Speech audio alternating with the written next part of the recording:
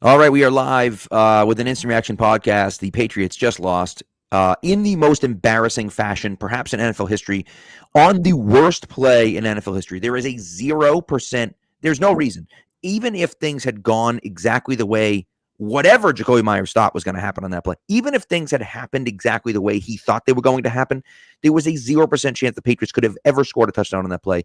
It was the stupidest play by one of the Patriots' most consistent players. And at this point, you just look at it and say, and I said this before, I said it during the game, and I think people have been saying it. This is a poorly coached team. It's a poorly coached team that doesn't know what the hell to do in important big game situations. They fall apart. They fall apart, and you saw it from the defense on the last drive, and then you saw it from that absolutely disgusting play. And the Patriots should be ashamed of themselves, and the coaching staff should be absolutely ashamed of themselves. Yeah. The Patriots played about 25 minutes of good football today, which was almost enough to beat the Raiders. Like a lot of the time that is enough to beat the Raiders. The Rams beat them with about 5 minutes of good football. But the other 35, I mean, they just once they got that touchdown lead, they were like, all right, we did it, guys. Right. Yeah. So yeah, I voted that this podcast should just be an hour of us staring blankly at the screen while drinking, but Pat vetoed that one. I mean, it makes no sense. It defies all logic that you would even attempt to do something like that. I understand what the Patriots are doing on that last play. They just said, "Well, we're not going to score, so let's just run it down." What the hell? Who knows? Maybe something crazy happens. Maybe the guy tackling Ramondre grabs his face mask or something stupid like that. You never know. Are you talking about the third down play where they let Ramondre run it? Yeah, the last play of the game. I mean, it's just like, why not? Because no, not the third down play. Like the last play of the game. Okay.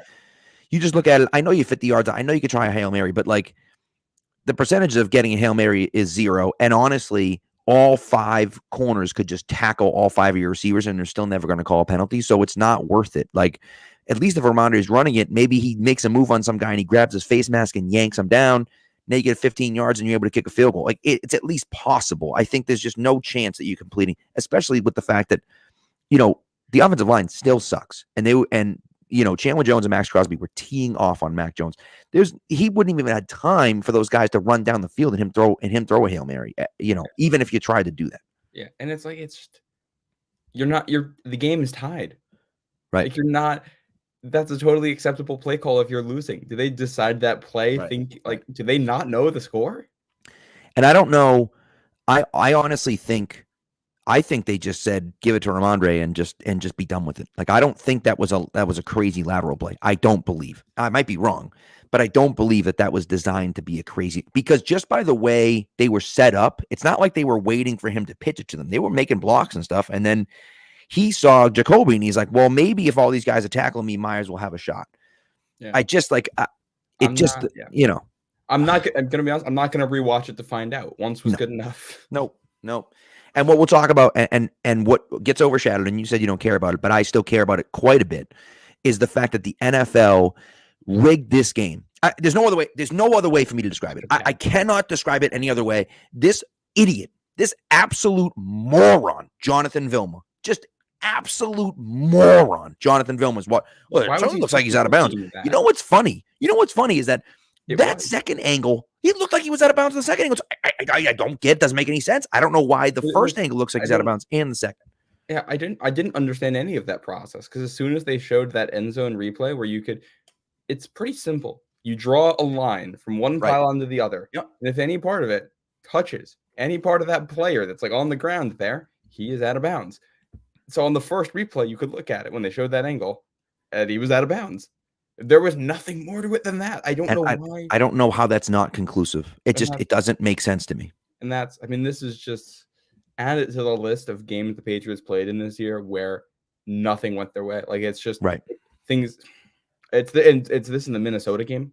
Like, that's both of those games. And it's also it's the Raiders. It's the Raiders. It should not come down to a blown call. You should be able to beat the Raiders by 2 touchdowns, even if the refs are trying to fix the game the way they've been playing lately.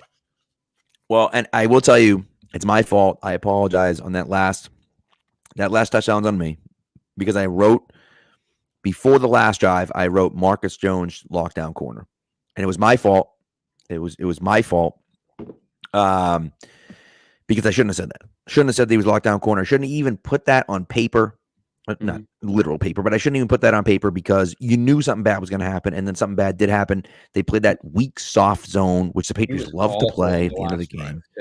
Well, and the whole defense was gassed. Quite honestly, one of those plays, once the guys got up to the line, the coaches should have called a timeout. Correct. At that point, because you could tell even after like the second play, the guys were gassed. Which why your team is gassed after 2 plays in a 2-minute drill is an entirely different question. But they obviously were. Also, I just want to bring up this comment from Dark Blue Gold. So Dark Blue Gold says the commentator kept talking about how the rubber pellets coming up were dark and not white. How would the pellets in the actual turf be white? First, it was grass. So what he was talking about there was the paint coming up. Yeah. But it's a good point. And then why are you talking about that? The color of what comes up has no bearing on if he's in bounds or not. Correct. And it's grass. It's going to be, like dirt that comes up with it. Of course, it's going to be dark. Right. It made absolutely no sense. And like the fact that, and first of all, and Peter Schrager? One of the, I think it might have been Kyle Brandt. I'm sorry. He said, it certainly looks like he's out of bounds. But how is that the best angle that we have on that? The NFL makes $1 trillion a year. And you can't put a freaking camera so we can see that he's clearly out of bounds. You can see he's clearly out of bounds. I don't know how anyone could look at that play and say, well, I mean, yeah, I get maybe he was in, maybe his foot touched inbound. No, it didn't. Maybe like, maybe the left side of his foot was up and the right side of his foot was down. No, I'm sorry. Maybe the right side of his foot was up and the left side of his foot was down. His big toe was off the ground. And that's why it's like, what the hell are you looking at? He's out of bounds. It's not even close. Yeah. But how is that the best angle that we have from the freaking, they're filming it from the roof and you have the roof angle or you got the sky cam angle that's, 35 yards behind you trying to zoom in. It's like, why the hell are we doing that? It makes no sense. Yeah. It's frustrating.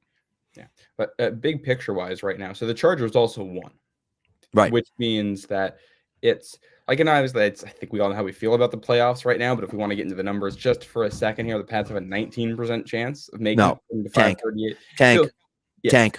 Just feels like 0. 19% is like you need like Justin Herbert to get injured and Joe Burrow to get injured and Josh Allen to get injured, and even then I don't even know. But I don't know if you were watching that Chargers-Titans game too. No. But while the Raiders were driving down the field, you got Justin Herbert rolling out of the pocket, hucking one down the field, one of his receivers making a play, gets him in field goal range. Yep. And while the Patriots are giving up that drive and doing whatever that last play was, and it's like that's the difference between those two teams right now. One of those teams is going to get in and one of them isn't. And I think we know who our 7 teams from the AFC are right now. I just think it's not the Patriots. I think if you're the Patriots at this point, you just pack it in. Just pack it in. Go 7-10 and just hope for next year, because there's no point. There's no point in winning another game because you're not going to make the playoffs. You're certainly not beating Cincinnati and then Miami and then Buffalo. There's a 0% chance of that happening, and you're not going to make the playoffs unless you do that. Did you see what Cincinnati's defense did to Tampa today? Yeah, they shut them down in the second half. Cincy's been doing that all year. Yeah, Cincinnati's defense has scared me more than the Bills' defense, because the Bills' defense can be a little bit boomer bust. It's good, but they got Von Miller's out. But Cincy's going to be a problem. They're going to be a problem again. And if Jack Jones and Jalen Mills are still out, forget it. I mean, they'll lose by 60 next week. And honestly, I don't even care. I don't care. Just at this point, if you're going to lose this way, and they played like crap all game. They played like absolute garbage all game. The offense sucked. They did not look like they were ready to play a football game. They looked like they would have lost to any college team that showed up today in the first half, because they just too many mental errors. And it's, I am Mac defender number 1 on here, in that I don't think he's been given a fair chance this year. But when they got down to the 1-yard line and the way the sequence went from there, it's not all on Mac, because there's a lot going wrong there. But the way he completely lost his composure there, and he missed the throw to Jonnu Smith. I don't know if that false start was on him or on Jonnu, because we don't know the play call, but it's just like there's a lot going wrong there. And that was one of the best drives they had all season up to that point. Yeah. The throw to Jonnu was bad. And I will fully admit the throw to Jonnu was bad. Why are you throwing? What are you doing? You have Ramondre Stevenson. First of all, they started from the 2, not the 1. I don't know how that happened, but they started from the 2 and not the 1. Makes no sense. Whatever, fine. What in the world? What could you possibly be thinking? You have Ramondre Stevenson just run it 4 times straight up the gut. I don't see what the problem is. And you know what this goes back to right now, Pat? They don't have a fullback on the roster. Correct. They don't really have goal line personnel right now. But you know what though? We have not talked about that all year long because they haven't gotten to these positions. We talked about this week before the Miami game, week 1, about how we still didn't know what the goal line formation looked like because they never got down there in the preseason. And here we are, and they get down to the 2, and it's all right. We're just going to throw some random plays out there, and they got one that worked too. You know what's funny to me? They got 2 that worked, but too many mistakes that didn't count. Well, what's funny to me is that, why don't you do what some other teams do? And this is the one for me is like, do what other teams do with just throw a D lineman out there. How much fun would that be to have a D lineman playing fullback? What the hell, dude? And just have him run full speed into a defensive lineman. That's fullbacks. Listen, there are some really good fullbacks out there. And I will give credit where it's due. Fullback's a great position and it's hard to play and blah, blah, blah. But like, it's not rocket surgery. Like, just freaking run straight ahead and block someone. Like, what's all you got to do? So stick a defensive lineman back there, have some fun with it, and run it straight up the gut 4 straight times. I don't see why that's a problem. And so to me, that's one of those things to me that I just think like, it's stupid. And it reeks of a lack of preparation that they get to these spots and it does not look like they have a plan. Like when you get down to that spot on the field, it shouldn't really come down to communications at the line or anything like that. Like you should be calling it like, I don't know, when they're putting together these play sheets, when you get to those situations, it's not usually a massive menu of plays for stuff like that because there's not usually a whole lot of plays in those situations. Right. So should be a small amount of plays that everybody's been working on all week long, especially the first time you're down there. First time you're down there, you want to use something that's like, all right, we know this is a touchdown based on the defense. And they just they didn't have it. I don't understand too, like, why did they call the timeout on 3rd down? It doesn't make any sense. Like, you had them. I don't know what you're doing calling a timeout there. Like, it just didn't make any sense to me. Yeah, I don't know if there's a counter on it anywhere, but the number of timeouts this team has used this year that it just shouldn't have had to use is way it's too bad. high. It's bad. And it comes back to penalties and turnovers and all of that is like a marker of the team's lack of preparation. But I feel like that's the biggest one. There's just it still feels like it's the preseason. Yeah. Yeah. I mean, it just God, it's awful. It's awful. And it's embarrassing to lose that way. And, I know Myers, you were talking about, Mark Daniels tweeted out that Jacoby Myers said the plan was not to lateral the ball, and then he didn't see Chandler Jones. Clearly he didn't see Chandler Jones, but like, what the hell you think? I mean, what the hell are you thinking, man? I do feel bad for him in that, like, he's a good kid. Like he's trying to make a play, and I know when stuff like this happens, Myers is probably going to get like death threats from people, and that is not okay. So we'll say this coming from us. Like he's been a very good Patriot for a while here. One bad play should not change how we treat him as a fan base. 100%. One bad play in a regular season game, the only reason you're in this spot is because of a lot of mistakes from a lot of people. Right. So let's not take this out on Jacoby. Blame. Listen, you want to blame Jacoby Myers for the last play? Fine. That's fine. But again, if the coaching staff and the other receivers, for Christ's sake, do anything right, do literally anything right all game, it doesn't even come down to that situation. They kill this team and it doesn't make a difference. And like, it just, you come back to it. And by the way, that 4th down play, where John was getting lined up and stuff, that's obviously a call. That's like hey, I'm going to get up there. If I get up there and I see it, I'm sneaking it. So get the frig on the line, run up to the line of scrimmage and get on the line of scrimmage. John was taking his sweet ass time getting out there. It isn't set up. And that, I'm sorry. That's 100% on Jonnu Smith because I know the quarterback's got to look around and make sure everyone's set, but like, you don't have time. You have to get set. You know what I mean?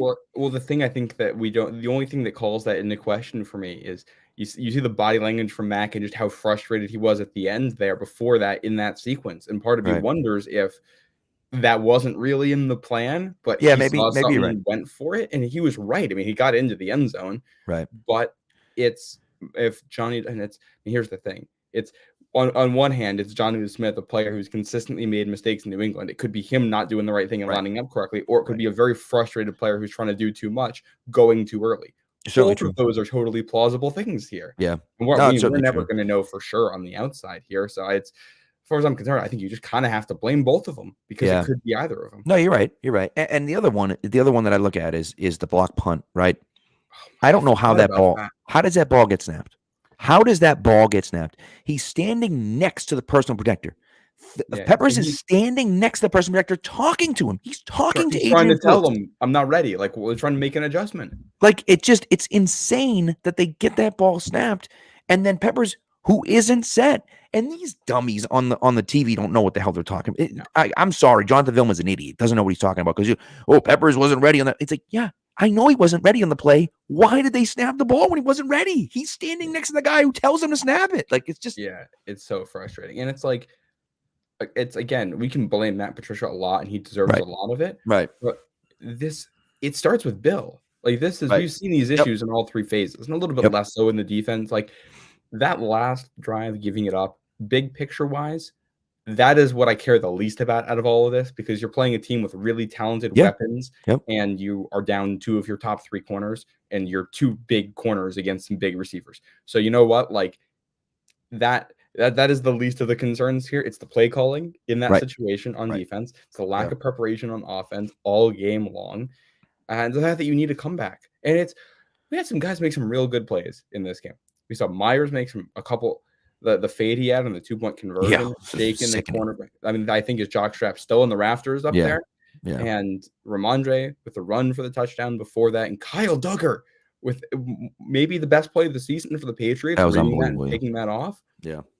All of that just goes in the toilet because this team could not retain focus for the last 5 minutes. Right. And, I know they play that soft zone. I know they do. Right. They play that soft zone at the end, and it's kind of a prevent defense, which I get.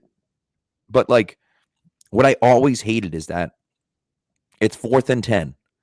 So you play 12 yards back. It doesn't make any sense. Like, make them make a play. Matt Collins just ran up and stopped and turned around, and he was wide open because Marcus Jones playing 15 yards off him. Yeah. And it's just kind of like, why the hell are we doing that? Right. And your pass rushers need to make a play there. And it's like, I'm not going to throw them under the bus too much because they were really good for most of the day. But the reason you feel like you can play soft coverage there is because you think, okay, if they try to go deep, we're going to take that away. And if they look deep first and then go to the thing underneath, by that time they're already under pressure. They're already getting sacked. They have to pull it down. And that wasn't the case on any of those plays at the end. And that's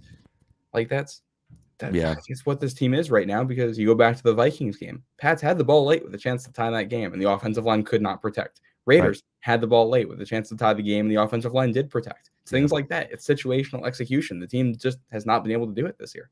I will say, the one thing that I will say is that I really did.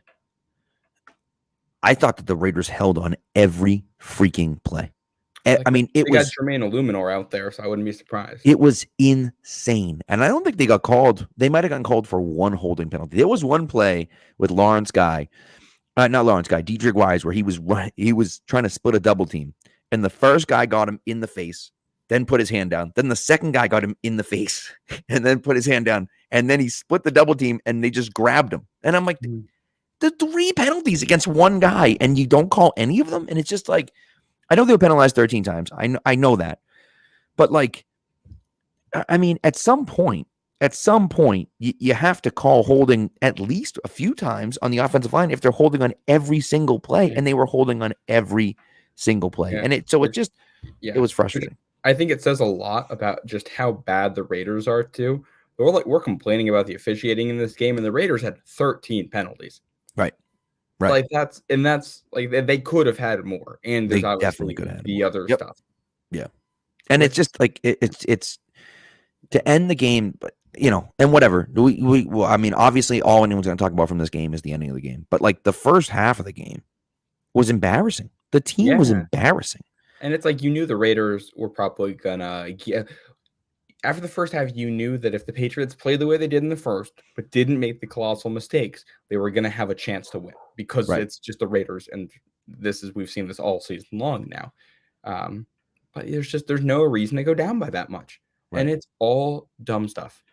Right. It's all players dropping balls. It's Mac missed like 3 or 4 throws in the first half where he was just off target. Right. I thought he was really slow on his reads today and not really anticipating. So I don't know if the Raiders defense threw something new at him or if he just was not seeing the field well. But he had, and there was a play in there, I think, where the Pats got the first down on the pass interference by the Raiders. I think they knocked Myers down and tripped him up or something. Yeah. But Aguilar was wide open over the middle of the field. Mac just completely didn't see him and scrambled and tried to pick it up on his own. And it's stuff like that where he just had no vision of what was going on in the first half. And even with that, they should have had no less than 10 points based on if they played even somewhat decently. And instead, you go down the way that you do, and with the fumble or the punt block, and look, I've been very apologetic for Mac Jones. I have talked about Mac Jones quite a bit. I do think that starting Mac Jones is the right decision over Bailey Zappi. I think he's a better quarterback than Bailey Zappi. I think he can do more than Bailey Zappi. With that being said, this is not working. It's not working. What you're doing with Mac Jones right now is not working.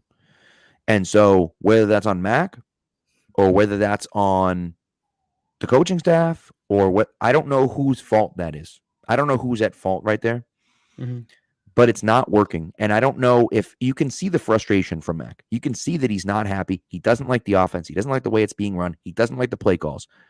I, for one, don't blame him. I think a lot of the play calls suck, and I think the offensive line stinks. They're good run blocking. They can't pass block. And they were decent pass blocking today. It was better than it's been in a little bit. That's correct. Yep. Yeah. So he had some time, but I wonder if it isn't time. I wonder if you don't say, you know what, we're giving Zab the last 3 games of the season, because it's obviously not working with Mac Jones. It's not. And again, I don't know if that's him. I don't know if that's the coaching staff. I don't know what it is, but he wasn't good today. He wasn't. He made some nice throws, but he wasn't good today. And he obviously doesn't like the offense, and he doesn't like what's going on. And him and Patricia right now are at odds. And Belichick has come out and said, you can't make a change as drastic as firing the offensive coordinator midseason. Fine. Something's got to change. And so if you're not going to get rid of Matty P, you got to get rid of Mac Jones. Yeah. And if even if only that's the last 3, then fine, it's the last 3 games. But honestly, look what the Jets did with Zach Wilson. Now, Zach Wilson sucks, but look what the Jets did with Zach Wilson. Things aren't going well. Don't love the attitude. We're going to sit you down for a few games and see what happens. They come in and he stinks. So they almost won today, but he still stinks. Yeah, but I just think it may not be the worst thing in the world to do. What do you say? They didn't almost win because of him. Correct. Yes. And so that's one of those things where I just look at it and think that might be the best thing for Mac. Look, we know you're upset. We can see it. Everyone in the world can see it if they watch the games. But maybe it's time to sit down, realize that we're running. I know you want things to work out the way they work, but they're not. And so it is what it is, buddy. Take a seat for the last 3 games and let's see what Zappy can do. And maybe Zappy comes in and stinks. Maybe he comes in and stinks. And so whatever. You lose the last 3 and then you get, you finish 7-10 and you get a top 15 pick or something. Whatever. Fine. But I just don't know if these last 3 games with Mac are actually going to help him. No. I just don't know if they are. And I don't know. It's just frustrating. Well, I forget who said this. I just saw this on Twitter, so I'll have to find it after so I can source it. But they basically said the way this happened, the loss kind of confirms that it was on the players and not the coaches in some ways, because that last play, the decision-making was all on the players for that. The other thing we have not talked about there is the fact that Ramondre lateraled that in the first place to Jacoby Myers, which is still kind of a nonsensical play when you think about it, to do that in that scenario. And it's just, it feels like we got a lot of players out there who are who they are. I mean, some of these guys now we've seen for basically 2 full years in New England. Some of them have been here for the year. Most of these guys just seem kind of mediocre and inconsistent.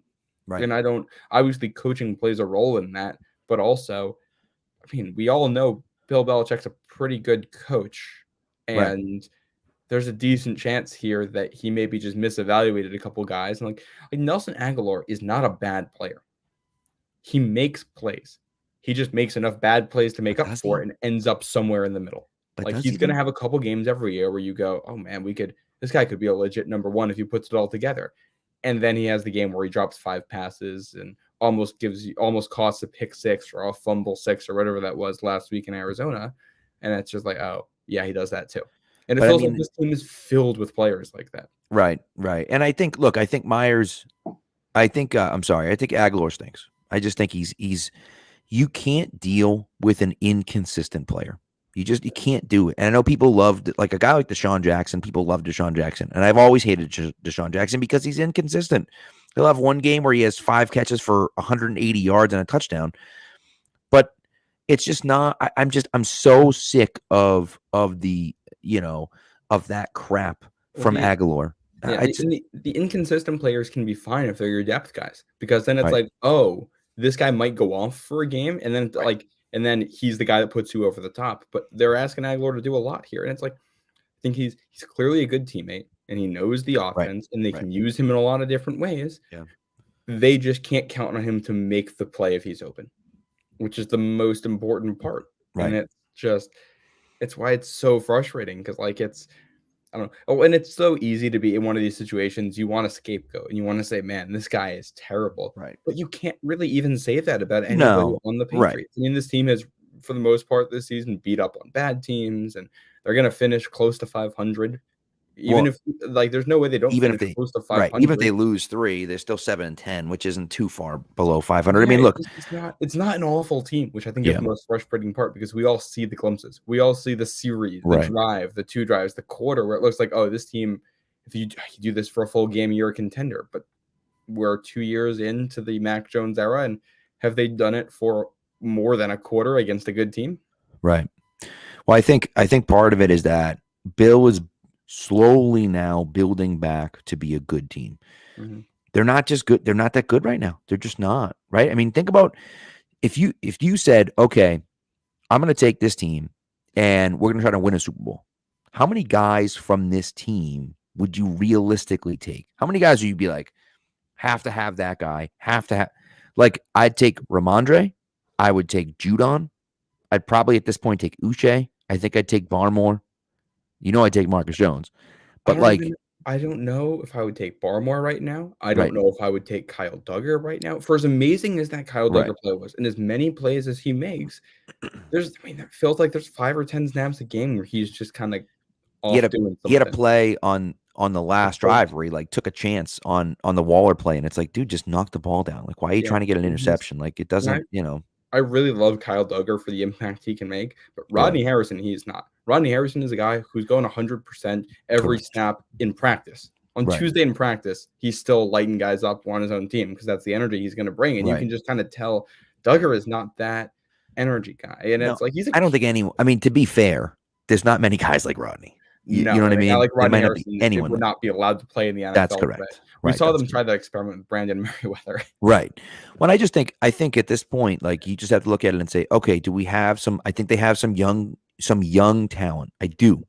I think Marcus Jones has shown he looked good. I know he had a bad last drive, but like, when you're playing 15 yards off, you're going to give up soft comebacks. That's what's going to happen, because you're playing 15 yards off the guy, and that's the defense that they call. And he defended the touchdown. Right. The guy did not catch that in bounds. Correct. So. He made a nice play on it. And look, I mean, sometimes receivers are going to make plays. And that's why it's so frustrating when, like, you throw a deep pass to Nelson Aguilar, and he drops it. Yeah, the defender made a nice play. But, like, sometimes your guys just have to make the play. You throw the pass down the sideline to Aguilar, which was an absolute dime by Mac Jones. Just an absolute dime. And he can't get his second foot down. And you're just like, come on, dude. Tyquan Thornton on between Nelson Aguilar and Mac Hollins out there. Like, right.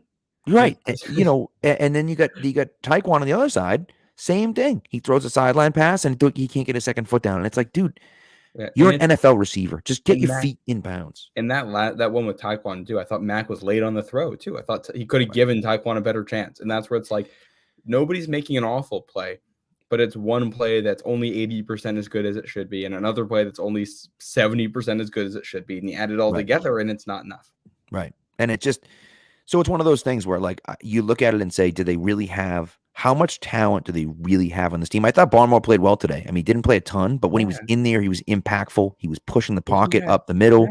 The thing we haven't talked about is that after that blocked punt, the defense could not stop committing penalties. And I thought the Jonathan Jones one was a little bit soft, but the one after, from what I could tell, wasn't. And they made some stops. I don't know. Peppers is on the ground. I don't know how it was holding if Peppers is thrown on the ground. I didn't see a full replay of that, but the odds of them blowing that call twice in a row, I think, are pretty low. So in that situation in the red zone where guys hold a lot, so I don't know. But it's whatever happens, like they could not make the stop. And I'll credit, I think that was Hollins that made the catch past Miles Bryant. Yeah. Bryant did not have bad coverage on that. That was a good catch. That was a nice throw and a good catch. Yeah. But it's like you have to find a way to make more plays. And that's, I think, where it kind of comes down to with this offense. Well, this is going to be, I don't know how many games this year that they haven't, when the other team scores 20 points, they don't win. Right.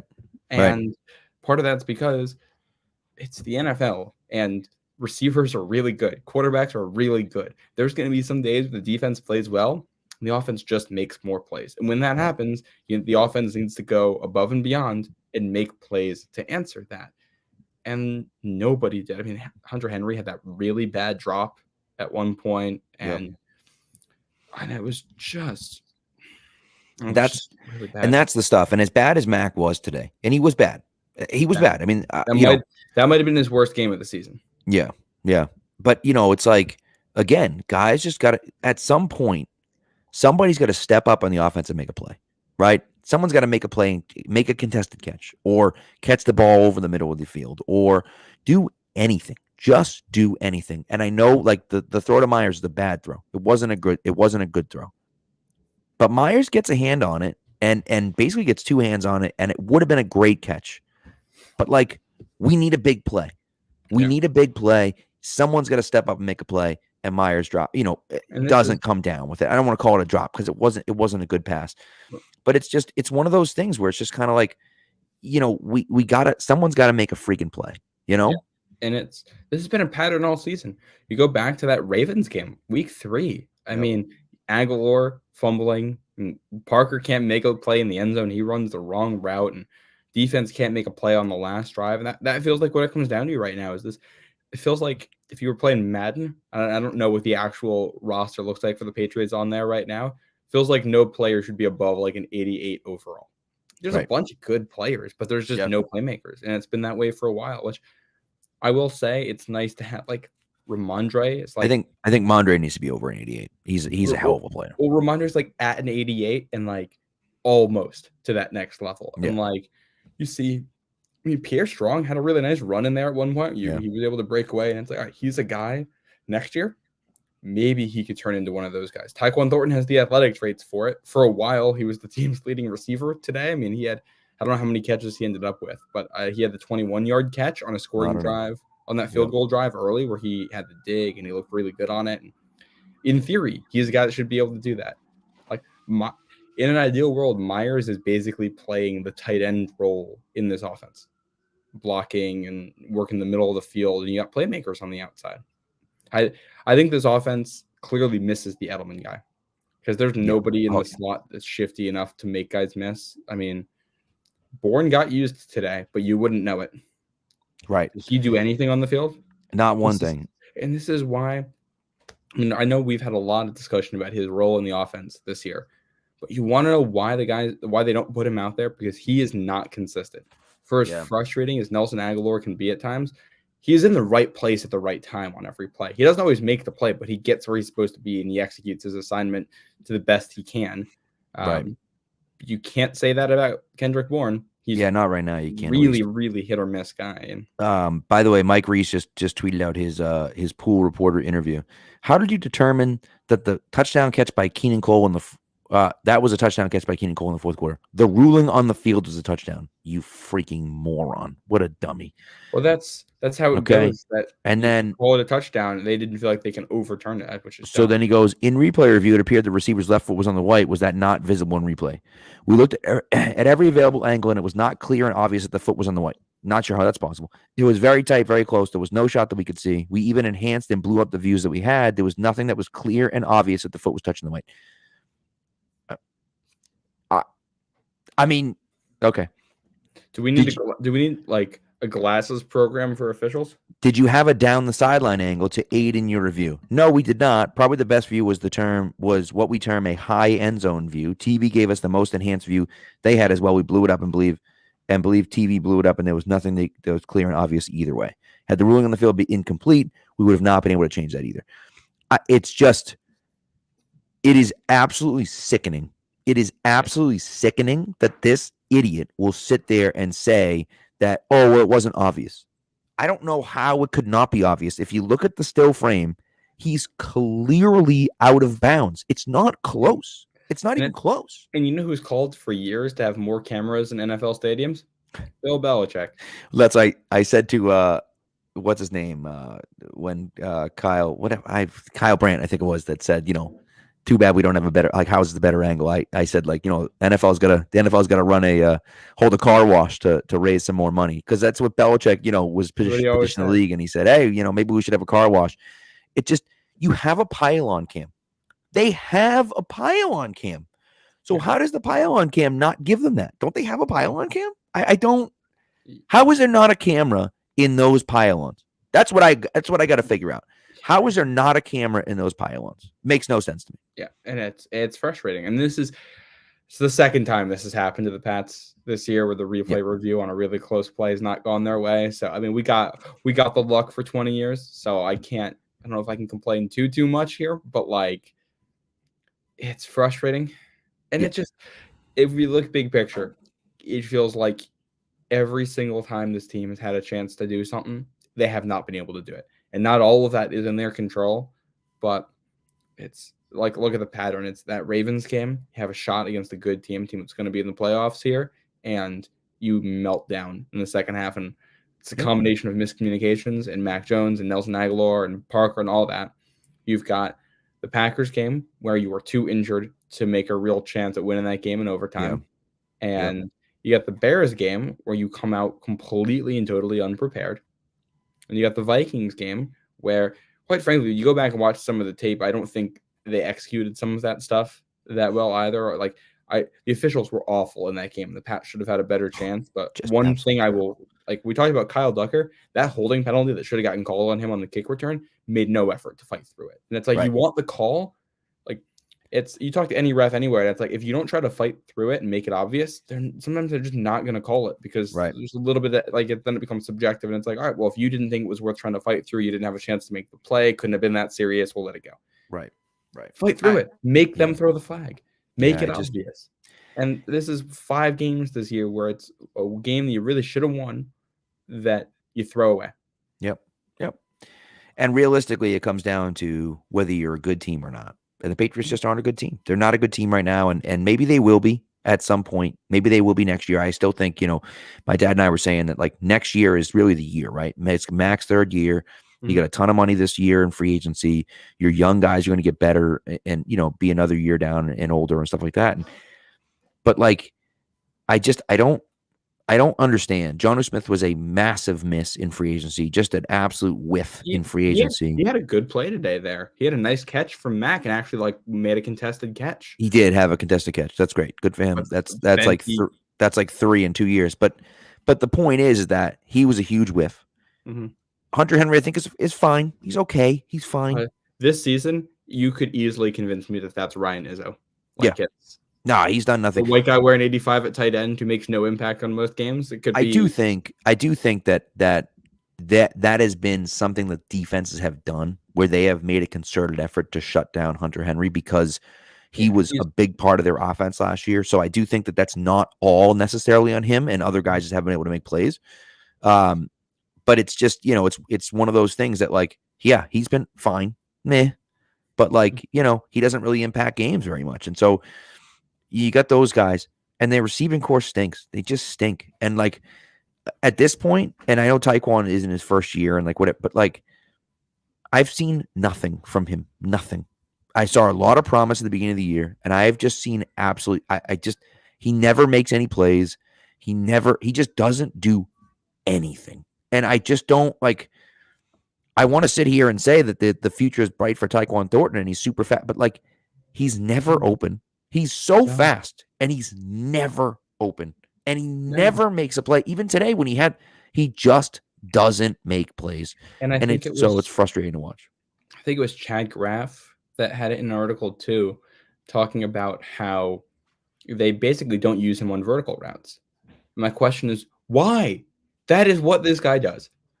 If you're not going to put him out there for anything else, let him run a vertical on every play and tire out the defense. And you have to think about it on every play. It's always going to be there. And then he can run the comeback every once in a while and he'll probably be open on it. That's what he did in college. He's fast. He has really struggled against press. So it seems like they went from the big almost tight end guy who's slow and can't beat press to the thin guy who's fast but too small to beat press.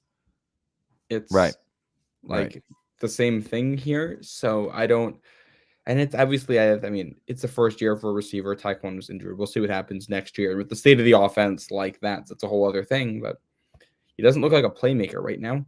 No, and not at all. Not compared to not compared to Christian Watson, who I liked. Right. Who, went right before him. And even George Pickens, who went after him. George Pickens is a little bit of a nutcase, but like even Alec Pierce has done things in Indy and stuff. It's just, it's frustrating to see. It's frustrating to see. And you want to believe that they got it right.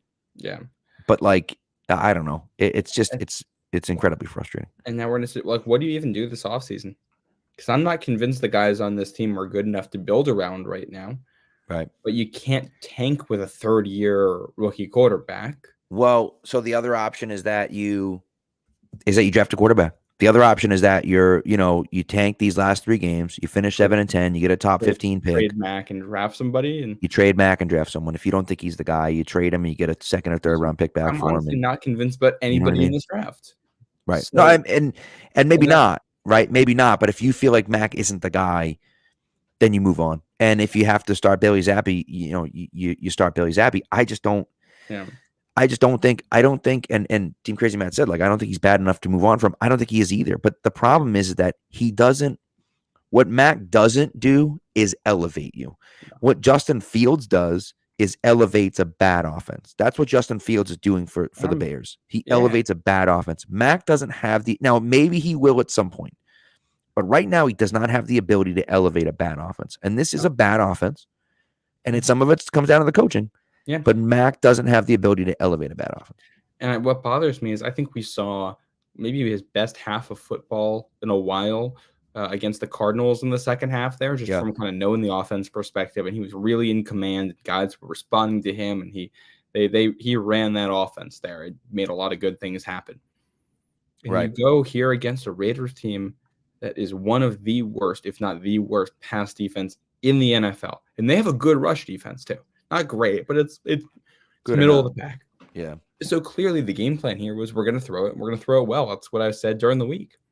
And there is no excuse for Mac or the receivers or the coaches or anybody for them not to be able to throw the ball on this team.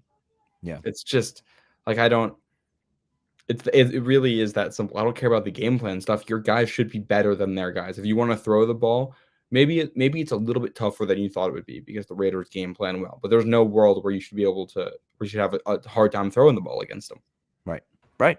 Yeah. And so that's the hard part is that you start to look at it and say like, well, if you're not doing it against that team, then who are you doing it against? Mm-hmm. Right. And that's where it gets to be frustrating, where you just kind of say like, come on, you got to have something. You got to be able to do something, and, yep. And to not, it's just frustrating. Do you know how many passing yards the Patriots had today? God, it wasn't over 100. It was. Oh, was it 101? 112. 112. There you go. The next lowest the Raiders have given up this year was 208 to the Indianapolis Colts. The Rams had 211. The Broncos had 214 and 226. The Saints had 231. It's horrible. That's just, it's just horrible. They had over 100 less yards passing the ball than the Russell Wilson-led Denver Broncos had in either game. Yeah. It's just And that's everybody. And that's the most frustrating thing right now, because this is the game where it's like, all right, this is where Mac should look good. There's no world where he should look bad in this game. He looked bad.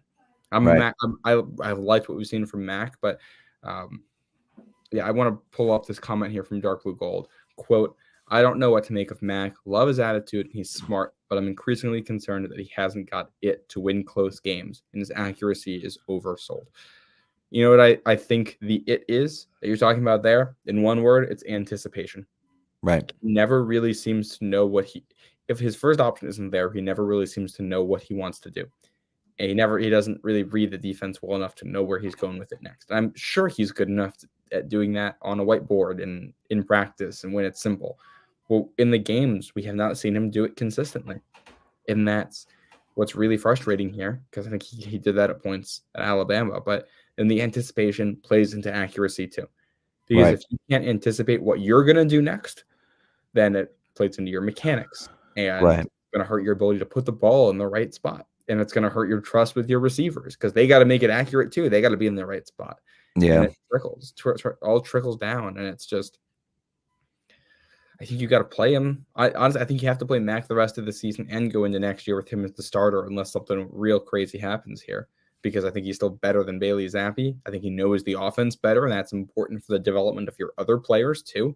Even if he isn't throwing the ball well, he'll get you into better run looks and stuff. But I think he needs to calm down, because I like his passion. But what we saw at the end of the first, and that drive, the start of the second quarter, end of the first quarter, you can't be yelling at the other guys like that much. I don't think. I'm not in the locker room, so I don't know how they took it. I don't know if they're asking for that. So this is my opinion and not any kind of fact here. Yeah. But from the outside, it looks like he's not doing everything right. It seems like it's a lot for him to yell at guys like that. I think it seems like it's a lot for him to do it that consistently.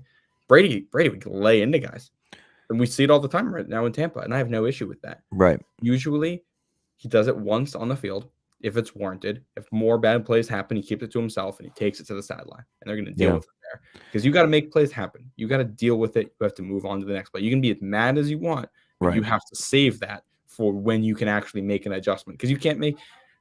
It's like trying to make an adjustment in the middle of your golf swing. If you're thinking about your swing while you're swinging, you're screwed. That's it's the equivalent here. It's not just that. It's also that, if you're playing like crap, how dare you yell at someone else because they didn't do the right thing?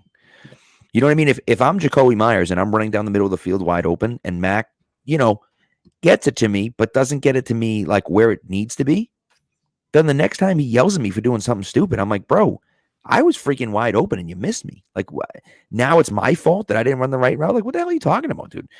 We're running out routes and you're throwing it into the dirt instead of hitting us like he was at the beginning of the game. It's just like, come on, dude. Like, now you're yelling at us. Like, stop it. Like, I'm not, so Brady can do that because he's Brady.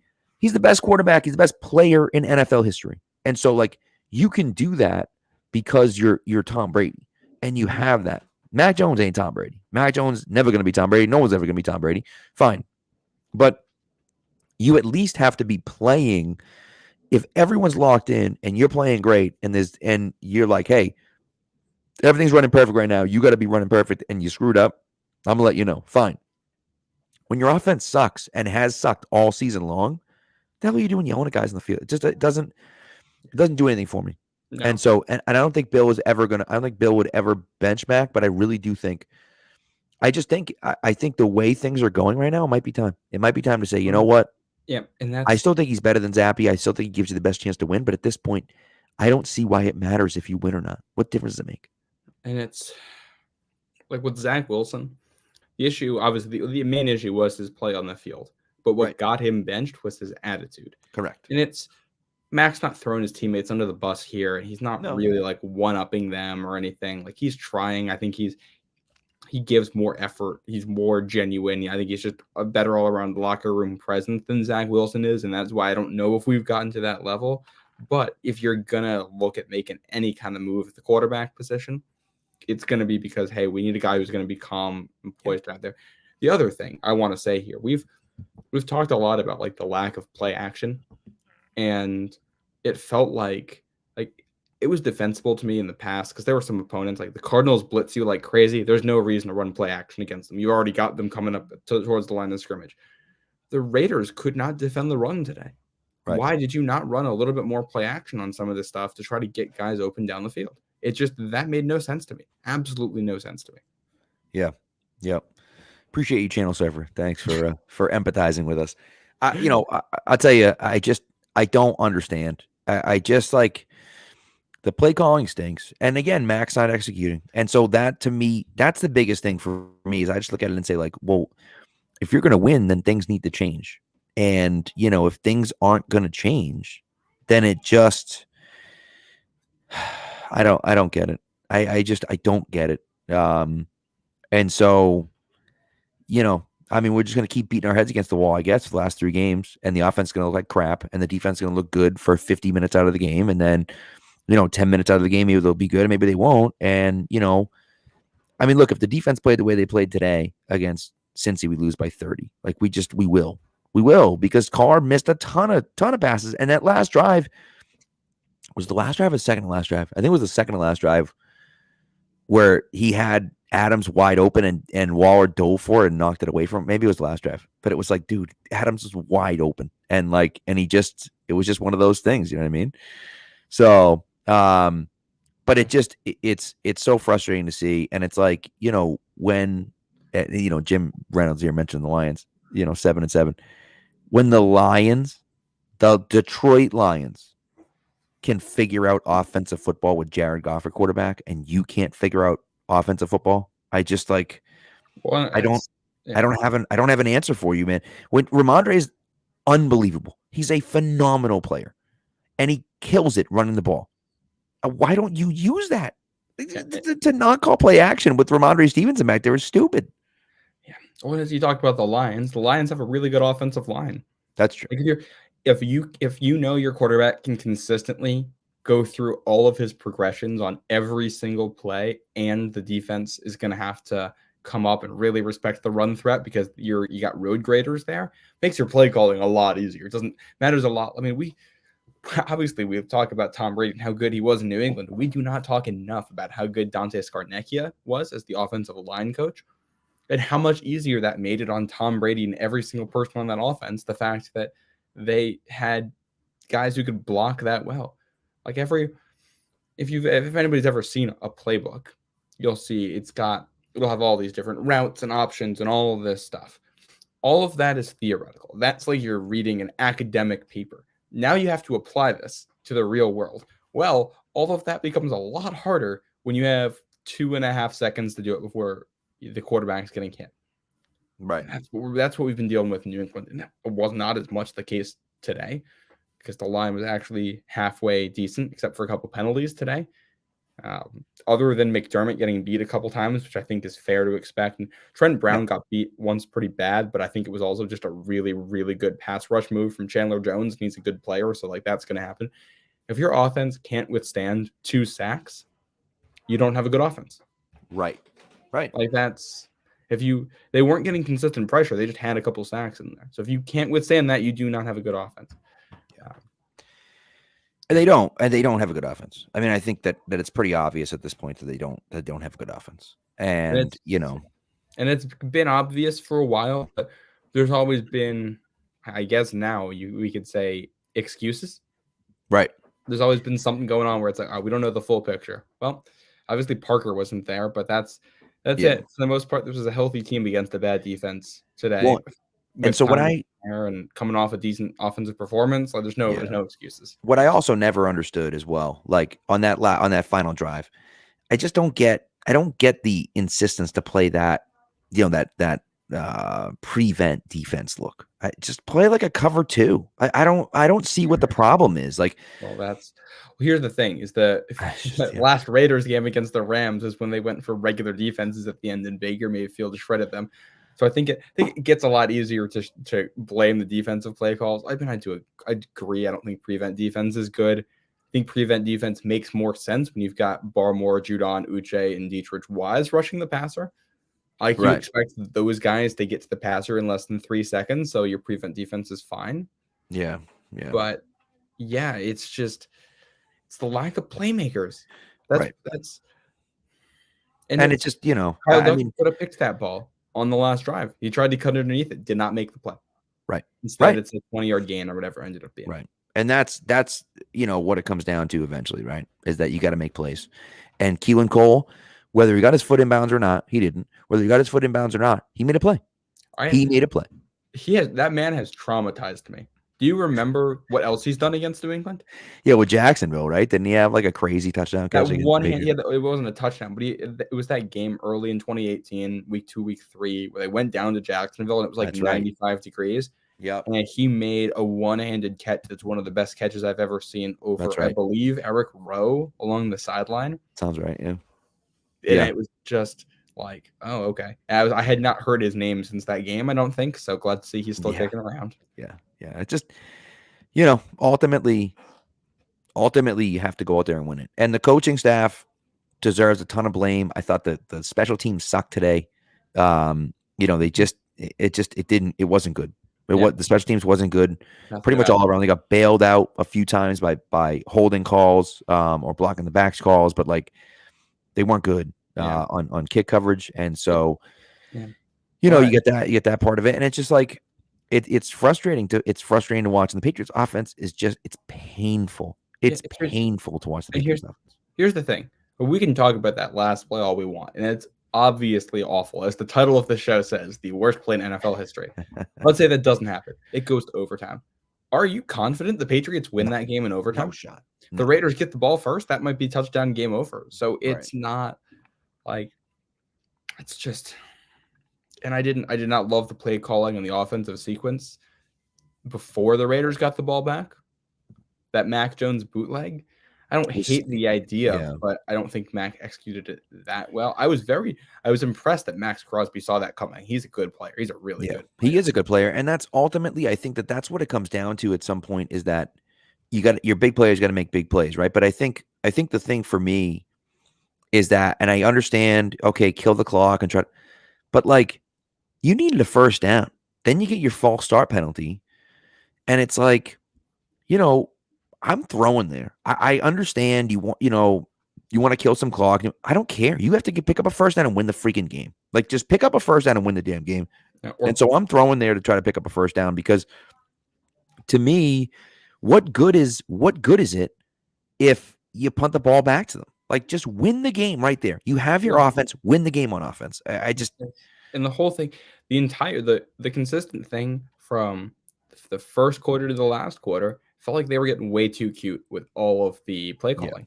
And that, when that happens, when your team isn't very good and you have to try to manufacture something and you have to try to do too much, that's what this team reeks of right now. They felt like they had to do a lot, and that's who this team is right now. Like, even if they win this game, they're still gonna have under a 50% chance of making the playoffs, I think. And you probably need to win 2 out of 3 down the stretch. Let's say the Patriots even play better than they did today. They might beat the Dolphins. Like, that can happen here. I think that's totally possible. Right. Does anybody feel good about them winning any of the other ones? I think they're much closer to get full strength. I think they're much closer to going 0-3 down the stretch here than they are to go 2-1. I mean, based on the way the team played today and the lack of preparation. And that's the bigger picture here, is like, even if the Patriots found a way to win this game, it's like, oh, nice. They made some plays in the fourth quarter to make it happen. They had a nice comeback, but we're still frustrated. Right. Yeah, it's right. I agree. But it's one of those things where, like, this is the story of this game. And the hard thing is that I feel bad for a guy like Jacoby, because he's been the most consistent player on this team now for like 3 years. He was the only good thing about this offense in 2020 and last year. And for the majority, obviously, Ramondre. But like, outside of Ramondre, he was the most consistent. He was the best player on the offense. He was the only reliable guy on offense. And then he makes a play like this with the season on the line. And again, your season's over. Like, the season now is over. Like, if they had won today, they're 8-6. You're tied with I know you're technically a game, you're technically tiebreakers behind the Dolphins, but you're in it. Now all you got to do is beat the Dolphins and maybe beat the Bengals or the Bills, and like it's unlikely you're going to win those games. But even if you just beat the Dolphins and finish 9-8, there's a path for you to make the playoffs at 9-8. Yeah, you got a shot Just by beating the Dolphins. You lose this game, and now it's like, well, if you don't beat Cincinnati, which I'm sorry, you're not beating Cincinnati. And then if and I don't think you're going to beat Miami either, and you're certainly not going to beat Buffalo if there's anything for them to play for in that last game of the season. So so now you're probably going to finish 7-10, and it's like, well, you got nothing to play for at this point too. And so it's just like that. Your season's over, and a lot of people are going to look towards that play because it was such a terrible play that they'll forget about the rest. They'll forget about the rest of the game because you know how that happens. Like, and then now he's a free agent. And then the question is, well, do you want to bring him back? And then people are going to say, oh, that play and this and that. Like, and that tarnishes his legacy here. Maybe it means he comes back a little bit cheaper. Hey, I wouldn't hate that. So, but it's just when it's for as good of a player as Jacoby Myers is, and I love him. He's been fantastic. I think Kurt Warner pointed some stuff out in that video he did talking about the Patriots offense and kind of calling out Jacoby Myers for some stuff. Yeah, and I think he's a little bit more inconsistent of a player than people realize he is. Right, especially as a route runner. He's good at getting open. He is not always good at getting open in the flow of what the rest of the offense is trying to do. It's a good point.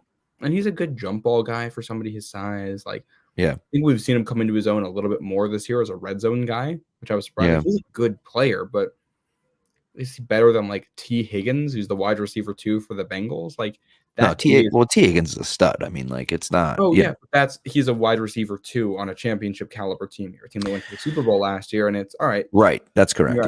You're asking him to be wide receiver 1 here, which, again, I think with the Patriots scheme and what they like to do, you can be fine with the Jacoby Myers as a wide receiver 1, as long as your tight end 1 is better. Your tight ends 1 and 2 are awful. Yeah.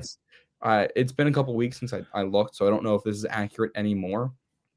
But I think before the Bills game, the highest rated Patriots tight end on PFF was Matt Sokol. And obviously take PFF with a grain of salt. Right. But still. But feels right. Nah, it just can't.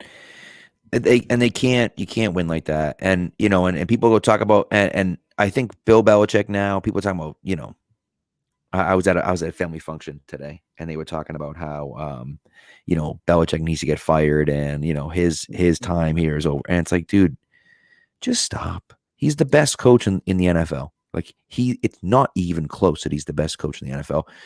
And the hard thing for me is I look at it and I say, okay, if Belichick's not the best coach in the NFL, who is the best coach in the NFL? Fine. Name 3 guys. Okay, go ahead. Now who's going to take over for Belichick? Who are you going to get that's going to be better than Bill Belichick? I just nobody. There's nobody that's going to be, and that's the hard thing. Sean Payton to come out of retirement for you, but that's a short-term solution, and I don't know why he'd come to New England. Right. And so again, it's one of those things. Jeff Sunday says so, but I just think, hey, I know a guy who was 1-0 in Boston this week. Deion Branch. No, that's right, Louisville. I'll take it. Hey, man. Win? I don't actually know if they won that game. I have no idea. I don't know if they won or not. Did they? He might just be lying about that. I saw the score at one point and they were leading, but let's see. Louisville football, and then I got to get off. 24-7, they beat Cincinnati. Crushed them, actually. As many points as the Patriots had today. Look at that, would you? And their defense played it even better. So something I was just checking this too. Just a random note on this game. I didn't know the Raiders didn't kick an extra point after that one. I don't know what the protocol is. Yeah, which is interesting. I don't know why they didn't. I don't think they have to. I think they can waive it, but I think that's true. You probably can, I guess, as long as the game isn't within a point or 2. Yeah, they did. I always, what I always think about with that. He said Brian saying that they did, but I don't. It's not on ESPN. Either that or they missed it. As the I don't know. final. But yeah, the what that always reminds me of is that Pat's Bills game, I believe, from the 90s. Yeah, when they walked off. Yeah, they were upset with the officiating and left, so they had was Vinatieri, right, back in the day, and they had him just walk it in for the 2-point conversion. Yeah, that was great. By the way, my dad would like it to be known that it was the other side of the family and not my side of the family that was saying that. So. Not the Lane side. That's right. Yes, that's correct. Yeah. Yep. Yeah, and it's like I think the most frustrating part here becomes not frustrating when you're trying to project towards the future. Bill's old. Right. And if Mac isn't the guy, no, it's time. That's maybe he why. retires. Like maybe it's all right. That's it. I'm not going to try to do this No, he's again. after the crap that Shula said. He's not retiring until he passes Shula. If it takes him 5 more years, he's doing it. Like it's just after all the stuff with the Patriots and all that crap. Like there's no shot that he and the way that he's a historian of the game, there's no shot he retires without being the winningest coach. Well, what I will say is this: if next year goes like this again, you got to look for another quarterback, and that guy starts out on the wrong foot. Right. No, I know. Dude, hey, you're not wrong. You're not wrong. I just think, and I'm sure there's a point where, I mean, especially like we've talked about the defense looks pretty good under Steve Belichick and Gerard Mayo there. Yeah. If there's going to be somebody that steps up to be the head coach and you're running from within, it's going to be one of those two. Like Gerard Mayo got head coaching interviews last year. If there's going to be somebody that doesn't, it's probably got to be him. I would have to think with Steve there as defensive coordinator, probably. And if that's the case, maybe. I mean, that's the only way Bill would ever take a reduced role or leave on good terms, I think, if you're going with something like that. If things clearly aren't working, I think we're still at least a minimum a year away from having a real conversation about that. And I'd say too. And I don't care. I don't care what anyone says. Belichick deserves, at this point, to go out on his own terms. And by the way, as much as Brady went on his own terms too. Like, I'm sorry. You can say, oh, the Patriots, blah, blah, blah, blah. Tampa was a much better team than the Patriots were last year, or in 2020. I'm sorry, a much better team. And so he was going to win a championship in Tampa. There's no shot he would have won a championship in New England. Yeah. And the Patriots would have had to cut players to have him come back from a team that already wasn't very good. So it's we can criticize Bill too, but I don't know. I think some of this goes to Josh McDaniels too. Like, I don't think that Raiders team is very good. I don't think they have a lot of good players. I think the Patriots are kind of in the same boat.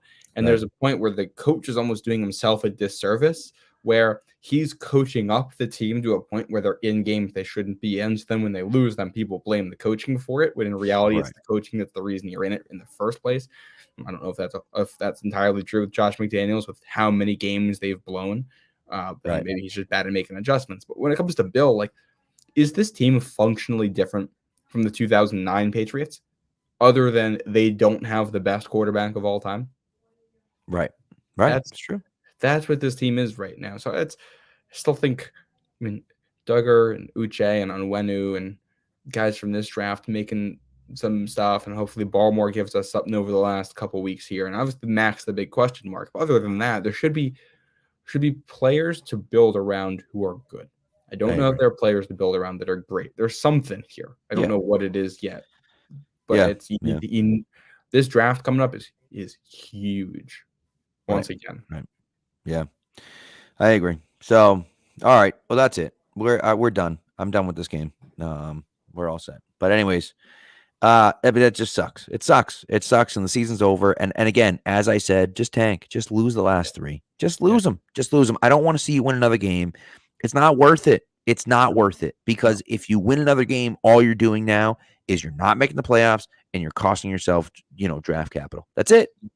Period. I'm all set. The only way I'm okay with you winning another game is if you somehow find a way to pull 3 out. And I mean, then of course, right? If this becomes some catalyzing moment where the team comes together like it's a Disney movie and they learn how to play football out of nowhere, then let's do it. Well, that's yes. Let's see what happens Saturday. I'm rooting for them to win Saturday. If they lose Saturday, that's it. I'm calling the season. We're saying that's it. We're done. And it's no reason to win another game. The Bengals are not particularly well coached. I don't think they're poorly coached. I think their coach is probably in the top 20 in the league, but outside of the top 15. He's in that range. There's a chance this game is going to go down very similarly to this one and to the Cardinals one, except the Bengals have the better players. So it'll be close for most of the game, and the Bengals will make 1 or 2 plays, and they're the difference. And we're going to be sitting here after going, oh, man, that's just a couple plays was the difference here. And it's okay. Yeah, it's a couple plays because they have elite players. That's correct. That's what that is. Yep. So anyways, all right, that's it. I'm calling it. Go down very similarly. Please no. I know. Yeah. So, but anyways, that's all. Thanks for listening, guys. We appreciate it. We'll be back midweek next week, and then I think it'll just be me after the Christmas Eve game, because we're doing Christmas Eve at my house, and my parents are going to the game. So, but we'll see. And so I'll be. It's a tough day. Tough day. And then it'll be a New Year's Day game after that, which one last note on that. We talked about that Pats Miami game possibly being flexed because it could At this have point, it playoff won't. stuff. No shot. Patriots Yep. are behind the Jaguars right now in playoff odds by Correct. quite a bit. Jaguars control their destiny. Right. Yeah, no, that game's not getting moved at this point. If Patriots were 8-6 and had It won might this get game, moved to like a worse time slot. People won't see it. Can they put it at just 9 in the morning? yeah, let's put it like 9 a.m. I was Get out of the way. hoping it would be later because I love those like cold night games. Especially when Even it's if they Miami. moved it to just a 4:25 or something like that, but not gonna happen. All I could think of today and yesterday was there's that game in Buffalo last night where it's Miami coming up to town and it's a snowstorm and everybody's throwing snowballs, and that's what the 03 Patriots did. And then the Chiefs today, yes, going down to Houston and having just like really outperforming them for most of the game, but inexplicably the game goes to overtime. That is also something the 2003 Patriots did. Yeah. And they had to make plays in overtime to make it happen. And they got a little bit lucky and came out of there with a win. And their field goal kicker, Vinatieri missed kicks in that game. It was the only kicks he missed indoors all season or whatever. And it's like, right. It's frustrating to look around the league and see teams doing stuff. It's like, oh, I remember when the Patriots used to do that. Yep. Maybe next year. You never know. So, anyways, all right, we're out of here. See ya. Have a good week.